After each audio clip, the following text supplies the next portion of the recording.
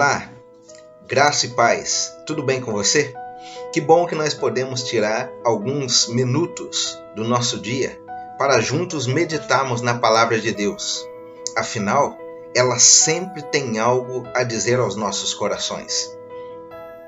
É muito interessante se nós pensássemos o seguinte: se fôssemos definir a nossa vida nesses dias de hoje, qual metáfora nós usaríamos para definir a vida?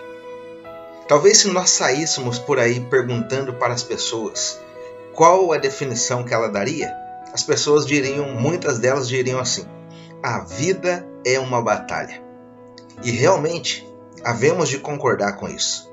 Esses dias em quais estamos vivendo têm sido dias de lutas, marcados por muitas lutas. Além do Covid-19, outras questões têm envolvido a vida do ser humano. Quantas dificuldades tem levantado sobre nós esses dias? Então, a vida tem sido uma batalha. Mas eu queria dizer para você, e você há de concordar comigo, que nunca foi fácil. Sempre enfrentamos dificuldades. E sempre enfrentaremos enquanto estivermos aqui nesse mundo. Lembremos da palavra do nosso Deus, o Senhor Jesus. No mundo, vocês passarão por aflições. Que bom que Jesus é a verdade e nos comunicou a verdade. Mas ele também diz que deveríamos ter bom ânimo. Diante das lutas, como tem sido o seu ânimo? Você tem andado desencorajado? Tem andado triste? Tem andado cabisbaixo? Tem andado ansioso pelo futuro? Tem andado com medo desses dias que estão vindo? Ou desses dias que estão sobre você? Qual tem sido a sua conduta? É muito importante que você saiba que a maneira como o seu coração se apresentar diante das lutas fará toda a diferença. Por isso, no começo dessa nossa reflexão, eu disse: olhar para a palavra de Deus, se alimentar dela todos os dias, fará toda a diferença para a minha vida e para a sua vida.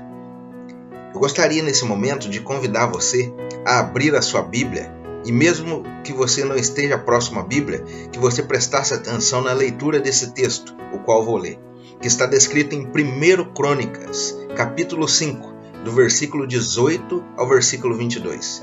E eu queria trazer uma reflexão baseada no tema: o Deus que batalha por nós. Irmãos, Deus batalha por nós. Vamos ver isso no texto?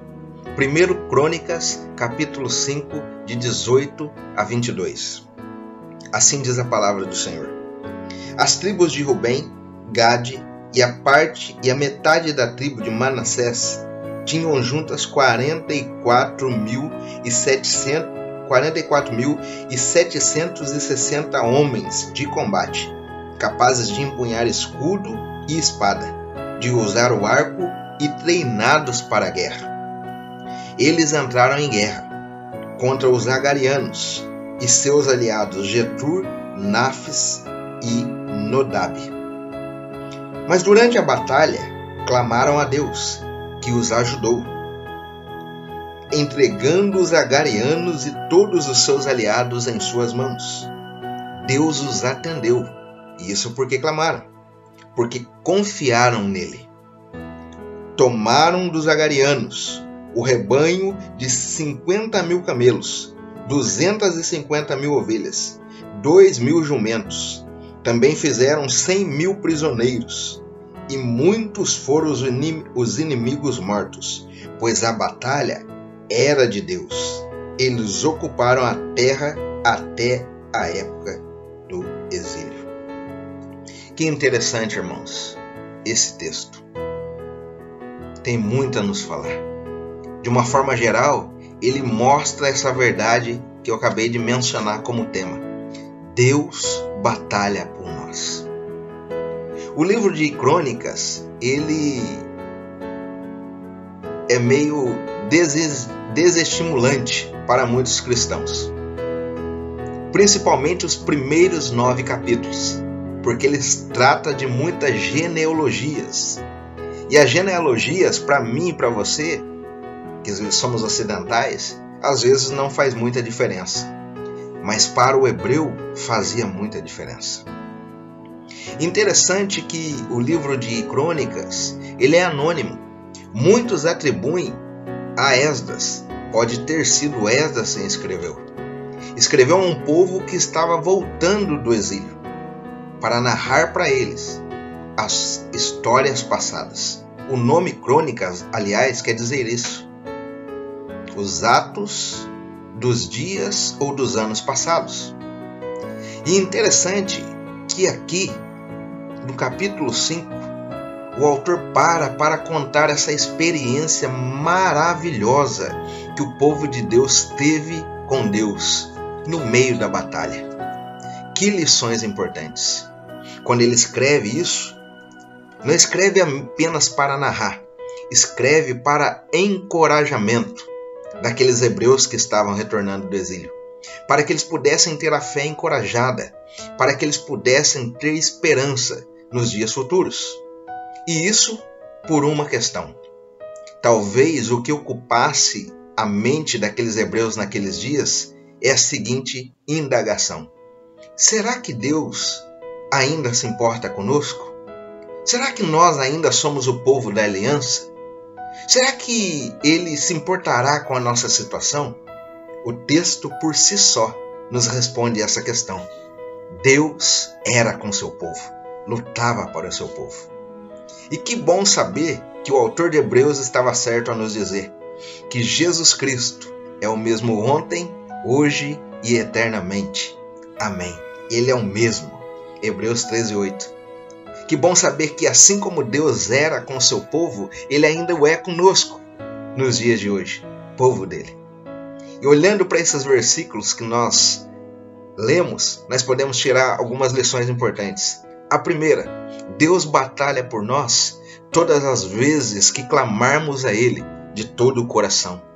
O texto no versículo 18, mas principalmente no versículo de 18, o texto de 18 a 20 vai nos dizer assim, que no meio da batalha eles clamaram ao Senhor e o Senhor os ajudou porque eles confiaram nele.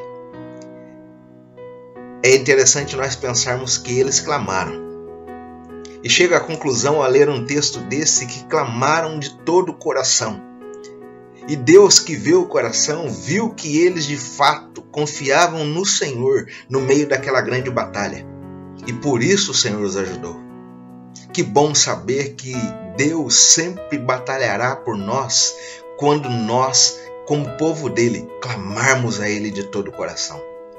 O tempo, meu querido irmão que me ouve, é propício para isso. É tempo de você e eu orarmos. É tempo de quebrantarmos os nossos corações diante do Senhor. É tempo de clamarmos. É tempo de batermos. É tempo de batermos a porta. É tempo de pedirmos. É tempo de humildemente nos prostrarmos diante do trono da graça, implorando misericórdia e graça, porque nós estamos precisando.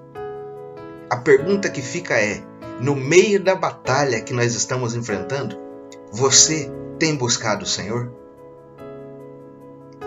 O profeta Jeremias nos diz: buscar-me-eis e me achareis, quando me buscardes de todo o vosso coração.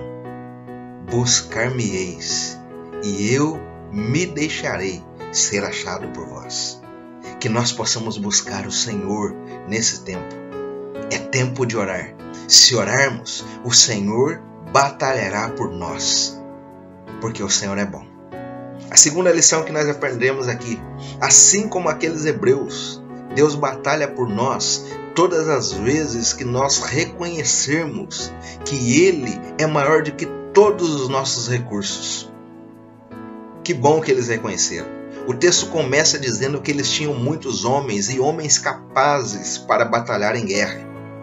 Mas o texto diz que mesmo tendo os homens capazes para batalhar em guerra, ao buscarem o Senhor, eles o consideraram maior do que todos os recursos que eles podiam ter disponíveis. É assim que nós precisamos proceder. Deus, em sua misericórdia e bondade, Ele nos concede muitos recursos para lutar com as batalhas que estamos enfrentando. Mas não podemos perder de vista nunca: o Senhor é maior do que todas as coisas. Quem pode ser comparado ao Senhor? O Senhor é maior do que todas as coisas. O Senhor reina, o Senhor está sobre tudo, está sobre todo. Ele é antes de todas as coisas, Ele é o fim de todas as coisas. Ele é o Senhor. A sua grandeza é incalculável. O seu poder é imensurável. Nós não temos ideia disso. Nossa mente finita não consegue imaginar todas essas coisas.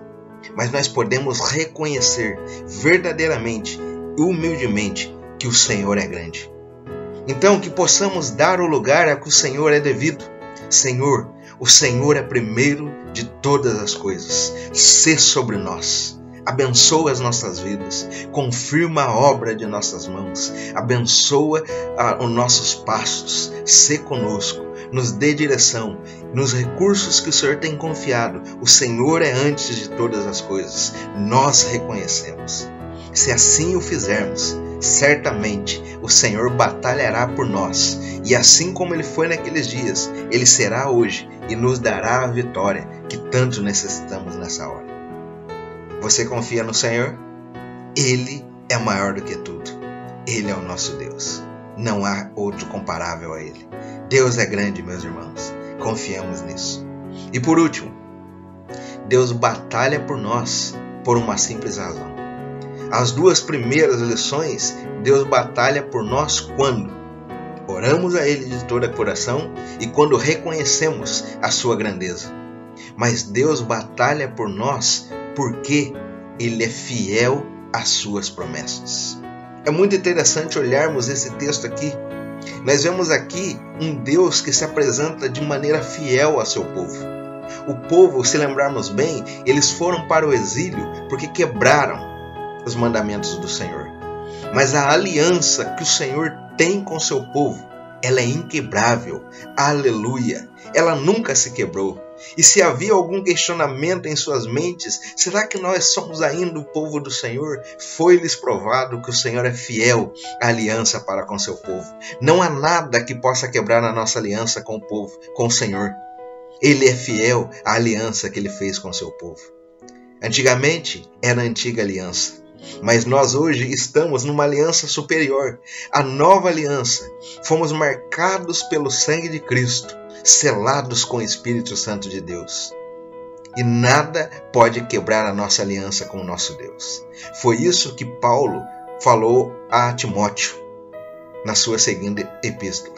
Se permaneçamos infiéis, ele permanece fiel, porque não pode negar a si mesmo. Deus batalha por nós, irmãos, porque Ele é fiel à promessa que Ele nos fez. Ele é o nosso Deus. Nós somos o povo dele. Ele é o bom pastor. Nós somos o rebanho do seu pastoreio. O Senhor é conosco. Por isso, alegra o teu coração. Que fé seja transbordante no teu coração. E que na sua mente e no teu coração esteja a seguinte verdade nesse dia: Deus batalha por nós. Deus batalha por mim. Deus batalha por você, e no momento oportuno nós haveremos de vencer todas as situações no nome e no poder de Jesus. Essa é a nossa fé, essa é a nossa esperança. Que Deus te abençoe, que você tenha um dia abençoado na presença do Senhor e que Ele em todas as coisas se manifeste a você de maneira clara e abundante. Um forte abraço no Senhor, um fraterno abraço. Fique com Deus. Deus é contigo, meu irmão. Ele é por nós. Aleluia. Deus te abençoe. Tchau, tchau.